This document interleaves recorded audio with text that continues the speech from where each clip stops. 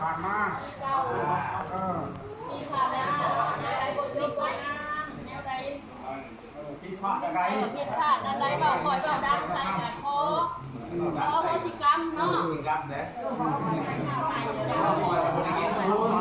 คอยกับบริยินบอกแน่กว่าจะได้เนาะ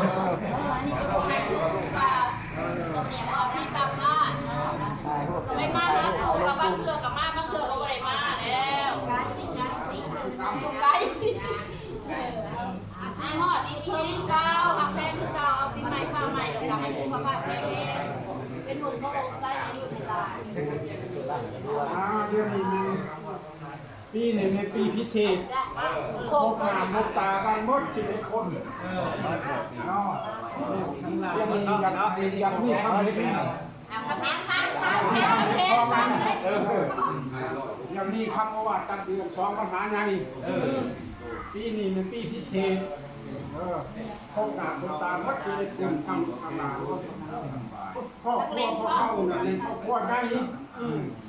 ทั้งหมดเป็นชา15 คนโอ้ทั้งลูกทั้งหลานทั้งลูกเคยลูกไปทั้งเลี้ยง35 บาทเด้อ35มีผู้หญิง18 คนโอ้ลำบากถือว่าครอบครัวใหญ่ชนพวน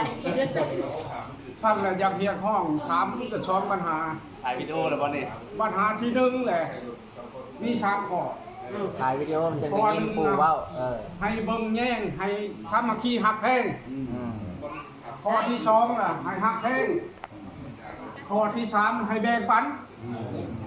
ได้ผ่านมาพอเขาได้เฮ็ดแล้วได้แบ่งปันแล้วเพราะว่าครอบครัวใหญ่พอเขาคือนิ้วมือ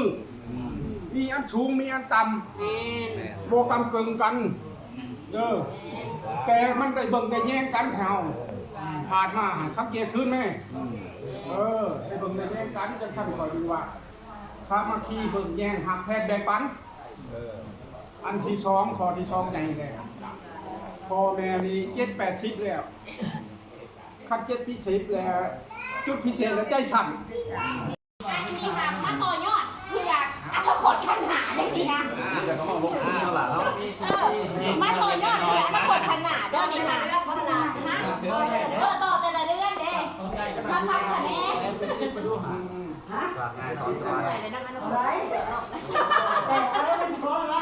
ใหม่ๆทุกคัดนะเท่าไหร่จะพักกันต้องกินมาอยู่แล้ว3 โมงเรื่องการไปซื้อกี่ว่าเขาได้3 หมวดเล่นขึ้นกับลงมาเล่นขึ้นไงเอาไว้จับ2 ค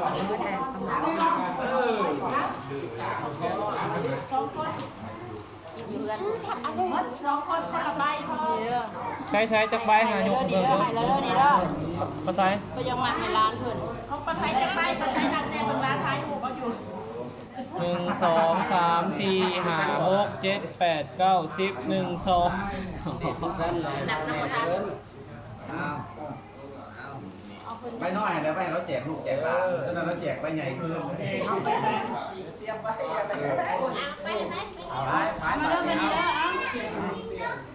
ล้วยังมีมาอยู่เลยมาตลอดมาเรื่อยๆมาเรื่อย